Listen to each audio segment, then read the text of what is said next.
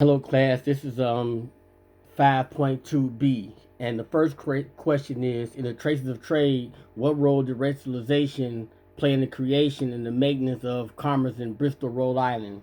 Well, for me, when I saw that, I it played a great deal in it because they felt like black people were meant to be slaves, and plus they felt like they don't have any say so.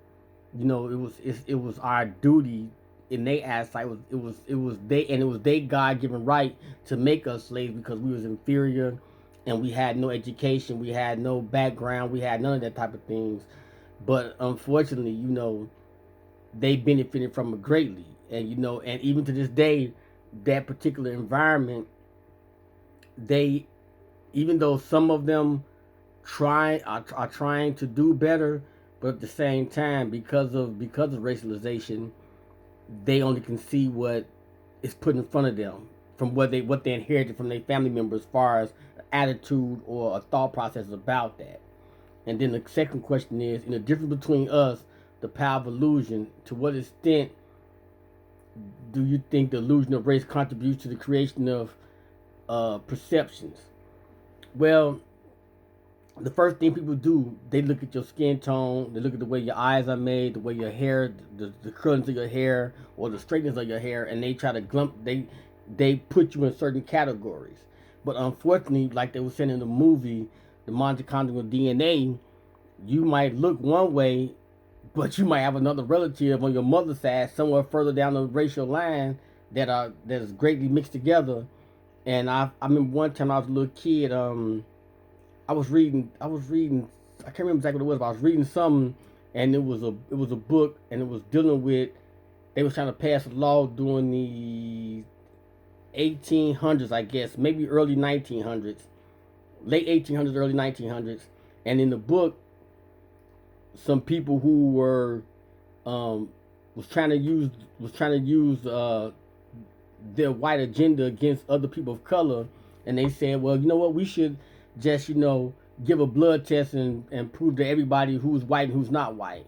And the federal judge, told them that if you do that, unfortunately, the whole country will be Mongols. Everybody in the country, because of race mixing and a lot of cultures getting together, especially in because race mixing been a part of the world since the world been the world. So you're never going to get 100% pure blood person of Aryan descent, or even a lot of African descents. So unless you go into the furthest reaches that's so far back into like the Amazon or the certain parts of the Congo or different places where they don't really intermingle with other outsiders. And so that will have a great impact. And that's why I like the part when they had on there about the Mongol race of the people that was living in the hills. That was a mixture of um, Indians, whites, and blacks, and it was Mongols, or basically what our version of gypsies.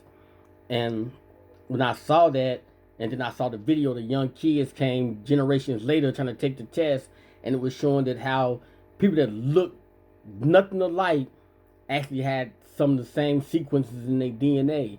So for me, that just shows, we're more alike than we are separate. All we it's like they say, it's skin deep. So once you get rid of this outer epidermis and our hair glands, everything else, we're all the same up under our blood. We all came from Africa. At the end of the day, it's just because of climates, or however you wanted to put it, where the eugenics wanted to say it. We're all the same. And unfortunately, the eugenics program had a lot of damage to the African American community and the Mexican community and the Indian community within this country, and the Asian community. And even some of their own people who they felt didn't fit the certain criteria.